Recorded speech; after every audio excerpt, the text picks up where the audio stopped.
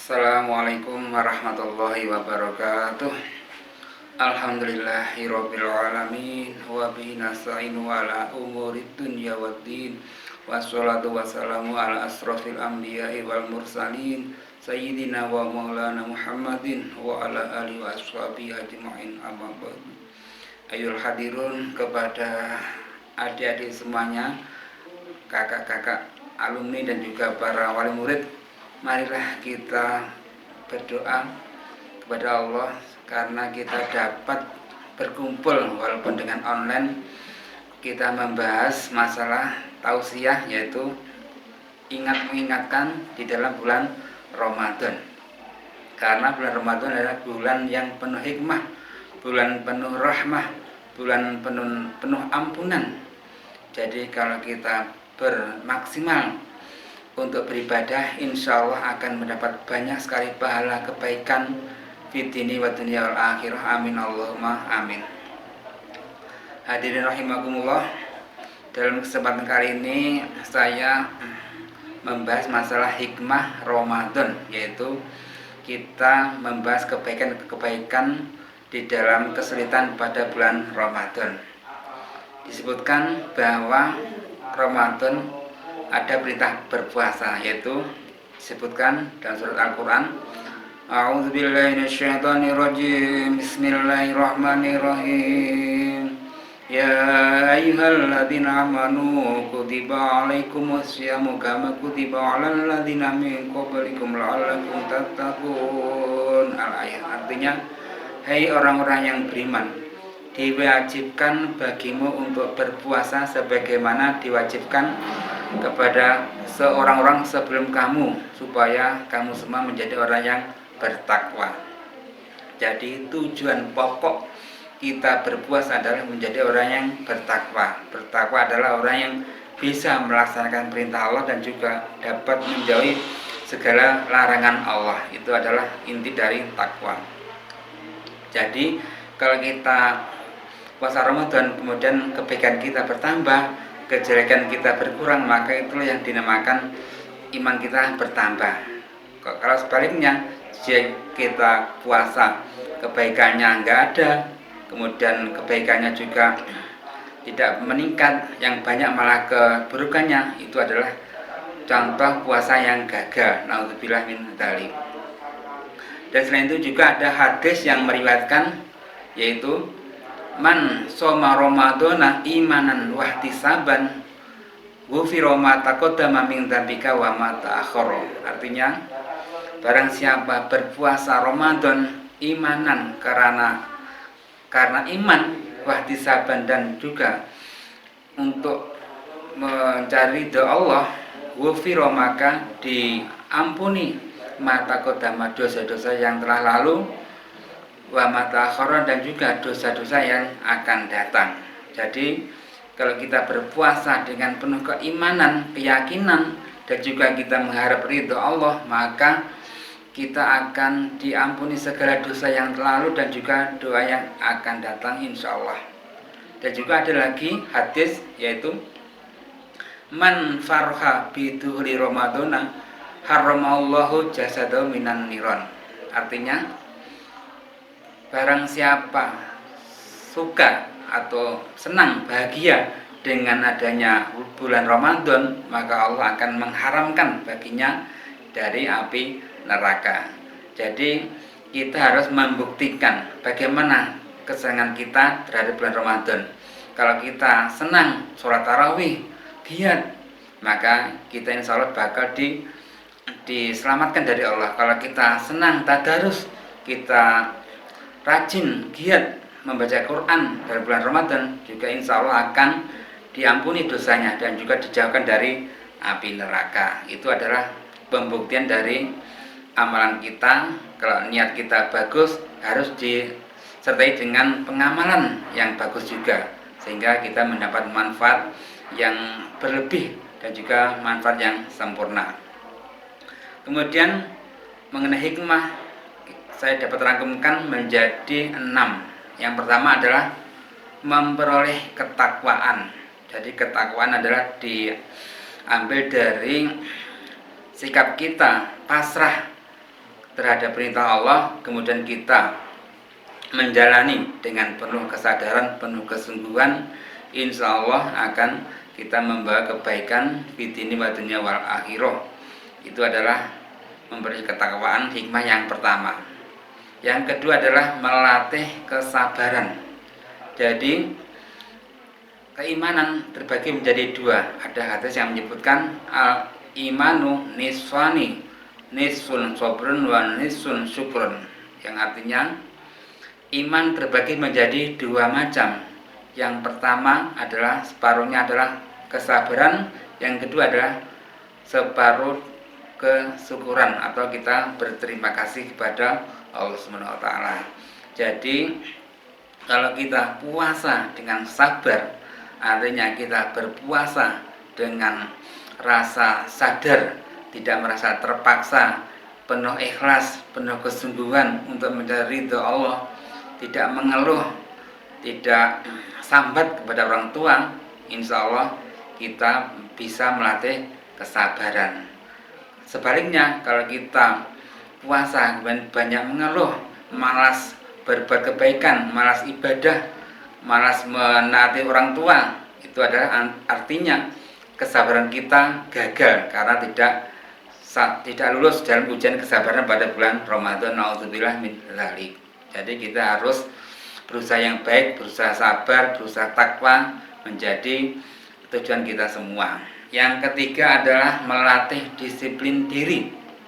Jadi berpuasa adalah betul-betul melatih kita supaya menjadi disiplin. Contohnya adalah ketika sahur, kita harus bangun malam, menahan rasa kantuk untuk melaksanakan sahur. Karena juga ada hadis yang menyebutkan bersahurlah kamu semua, karena di dalam sahur itu terdapat keberkahan. Karena apa? Karena menurut ilmu kesehatan, kalau kita makan selama 6 jam, maka tubuh kita akan merasa kuat karena 6 jam itu adalah masa mencerna makanan. Jadi kalau kita buat sahur mulai jam 3, maka kita sampai jam 9 sampai setengah hari itu badan kita kuat. Insya Allah akan melaksanakan ibadah puasa dengan sehat tanpa keluhan. Sebaliknya, kalau kita tidak sahur, maka tubuh akan lebih lemah, maka tidak mungkin atau kita pasti ada sesuatu yang dikeluhkan kalau orang tersebut tidak sabar. Kalau kita bersahur, insya Allah lebih kuat badan kita. Itu adalah hikmah dari kesabaran atau kedisiplinan diri dalam melaksanakan ibadah sahur. Yang keempat adalah melatih pengendalian diri. Jadi kalau kita diganggu, misalnya ada orang menghina, mengolok, mengejek kepada kita, maka apa yang perlu dikatakan? Maka dalam hadis Nabi disebutkan bahwa kita harus menjawab ini shaimun, artinya saya adalah orang yang berpuasa. Nah, jadi kalau kita berpuasa, maka insya Allah segala godaan, segala cobaan, kalau kita sabar, maka insya Allah kita kuat melaksanakan segala rintangan halangan dari ibadah puasa tersebut.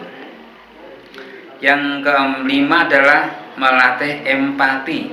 Empati adalah kepedulian sosial.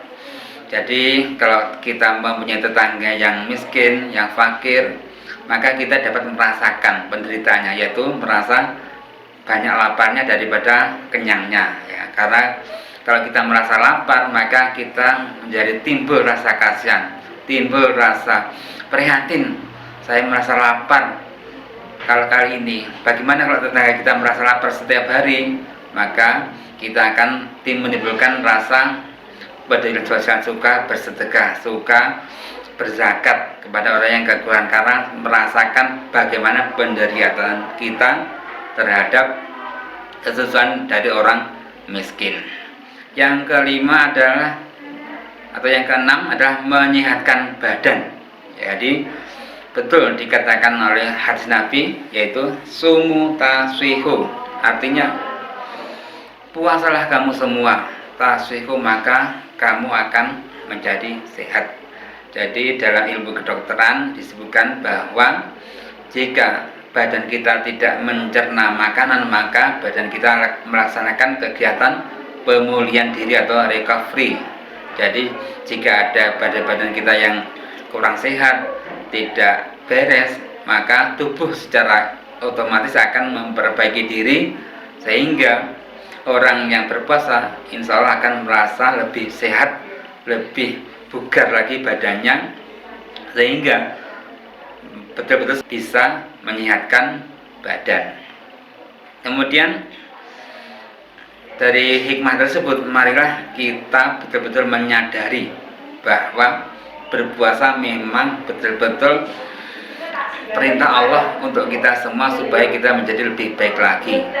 Karena banyak sekali orang yang sebetulnya mampu berpuasa, tapi karena keadaan sehingga orang tersebut tidak kuat.